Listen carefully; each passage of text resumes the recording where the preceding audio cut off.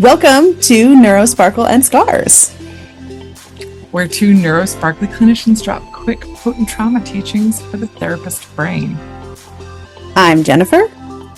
I'm Rebecca. And we blend sparkle with science, psychoed with personality, and a healthy dose of irreverent authenticity. And we're going to do it fast and interestingly for therapists who learn deeply and think differently. It's also going to be fairly unedited. So let's get into it. Okay. And so today we're talking about doing this thing, an imposter syndrome, because it seemed like a fitting topic to talk about for this first time when we're doing this thing that we don't know how to do. Yeah, I think it's a good place to begin. We're going to talk about imposter syndrome while we're experiencing imposter syndrome at the exact same time. Yeah. Maybe we can talk about like how we kind of have circled around this idea for a while and now we're doing it. Yeah. Yeah. Well, I think we both like teaching and we both like learning and we both like trying new things, but the idea of putting ourselves out there has been kind of a terrifying thing. And there's something about like putting yourself out in this public space that just makes it that much worse, you know? Put me one-on-one with a group of students and like I can do it, but public space. Why should I be doing that? And that's imposter syndrome. Yeah. Yeah. Like, yeah, how are we important enough to put ourselves out there with whoever else or everyone else that's doing a podcast, like everyone and their mother. Yeah, but you know, with all of our trainings, I feel like we've gained some confidence. So, right? Yeah. But we can call it that. We'll call it confidence. Yeah. Well, certainly enough to do this. Well, we're trying it. And, you know, I think I like to think of us as two like very highly competent individuals who have a lot to share and a lot to teach. That's how I like to think about the two of us. I like that. Yeah, and so it's I like, right? That's nice. That's a good adapted thought. Yeah, and so this just and doing it this way with my friend feels better, certainly. Oh yeah. I mean, there's no way I'd be doing this by myself. No. Our shared importance makes it better. Yeah, so no, I think we've been building confidence and talking about this for a while, and you know, yeah, I could probably talk about anything with you for a while. So here we are. Well, we do. We're going to talk about we do. Yeah. We might as well record it and share it. Yes. Yeah. Well, so, you know, yeah. I think imposter syndrome also, I mean, not that just we are experiencing it right now, but when we teach newer clinicians, I think it's super relevant, especially when you're like new to the field and all of a sudden you're sitting alone in a room with your client and this like idea of like, who the hell am I? Like, why should I be telling this person anything? And that's super common, which I think we also don't talk about that much. Well, no, it's this secret thing that nobody talks about, imposter syndrome, right? Like most of the time, most people are experiencing it at any given time, but nobody talks about it. It's a big hush hush. And, you know, I can remember even like getting out of like graduating from school and for years even feeling like, don't make sure they don't know that you don't know what you're doing, you know? And it took me several years to realize like, oh, they already actually know that I don't know what I'm doing. Like, they're all really clear about it. Not my clients, but like my supervisors. It's like, no, they're clear that like I'm a fresh graduate and still even a couple years out, like still a recent graduate and don't know a lot. yet. They already knew that. I'm trying to hide it from no one because they were already very clear about it. And just got much more comfortable then starting to ask, like, oh, I don't know what I'm doing here. Someone please help me. But it Hmm. took a long time because I don't think there's enough conversation around imposter syndrome and what it is and how it impacts us and how strongly it impacts us at any given time. Yeah. And then there's that, I mean, with what you're saying that we don't talk about it, then that's just like a breeding ground for shame. Mhm. Right? And that's Brene Brown. Um, yeah, that like if we don't talk about it, then it just grows and grows and grows, the shame around it or the fear. Um, yeah, I guess I want to read the definition or a definition A that definition. that we use. Yeah, I mean, I'm sure there's a million definitions out there, but this one's from Rivera et al. Um, the internalized feeling of self-doubt and not belonging in a particular group that can lead to the fear of being discovered as a fraud. Yeah, or the definition I like is that moment from Carrie when just a repeat of "they're all gonna laugh at you" was through her head over and over again.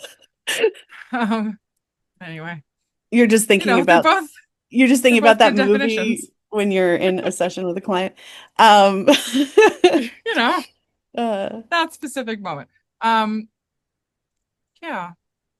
So so we're doing this thing, and that's part of, I think, how you work with imposter syndrome. It's like one, just talk about it. Mr. Rogers said, if it's mentionable, it's manageable. So if we talk about it, like be open about it. And I find like with a lot of human experience, like the more we talk about it, like, hey, this thing is happening for me, this thing that I thought wasn't impacting anyone else, the more we find out that, like, oh, it is impacting a lot of people, actually. A lot of people are experiencing this. So the more we talk about it, the easier yeah, it gets to manage it. yeah. I think also like the folks that that we surround ourselves with, that we Mhm. interact with, are more prone to experience it, I think. I mean, with it being something that definitely is highlighted or increased for folks that are not in the dominant culture. Um, it affects more so folks that are not within the realm of white, cisgender, straight, neurotypical, old man. That's not us. That's definitely not I think I don't think I'm any of it. Well, I mean, I guess I'm white. I get Yeah, I thought of um that word. but all the others I am not. So, yeah.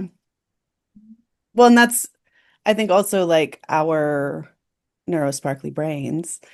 Um, we know that we're different. Um, and that Been definitely can, learning that lesson our whole lives about how we're different. yeah, over and over and over again. And now we're claiming it, which I'm really glad that we're doing that. Me too. Yeah, I like it. Yeah. We So, wore our what do you? Neurosparkle shirts at the That's conference. right. To our conference, it was fun. Got a lot of comments and compliments on our Neurosparkle shirts. Yes, we Yeah, did. it was a good time. So, what are you hoping? Like this? Are we calling it a podcast? Are we calling it a podcast? I think we should. A vlog? A podcast? This thing that we're doing, that we're putting out into the world. What's your hope for this space that it's going to be? Hmm, that's a very good question. Yeah. Well, I do hope that it can, I mean, with everything that I do, I want there to be like permission granting, like for folks to feel comfortable, more Yeah. comfortable being themselves or Mhm. embracing parts of themselves. So I do think that, us putting ourselves out there and claiming our neurodivergence loud and proud and sparkly, Yeah. that, there can be some level of like, oh, normalization. Like, oh, They're like me and they don't know what they're doing either, and they're doing it. Or something. I don't know. But yeah. And I mean also ultimately, um, somehow finding a way for us to share the work that we do. Yeah. Um, because that's proven a little challenging. Yeah, it's hard to get out there when Yeah. everyone's got something to talk about and something to give to you and something to sell to you. Yeah, Yeah. it's true. What about you? Um, well, I like making stuff with you. It's fun. Me too. Um, and yeah, I think a place, I guess, one to sort of work against my imposter syndrome around things, right? To like to continue to build that confidence and put myself out there into the world and share what we know Hmm. with people and trying to create more spaces for us to be able to do that. And maybe even a place people can ask a question or, something to that effect too. But the hardest part of like learning new information for me is like just how content heavy it can be, right? Like Hmm. how hard it is for me to take in new information with the way that my brain works. And I think when you started talking about it and the idea of it being like, let's do something that is very palatable, that is kind of shorter and has relevant, important information and points, but is also, it's easy to take in. I liked that idea a lot. Yeah.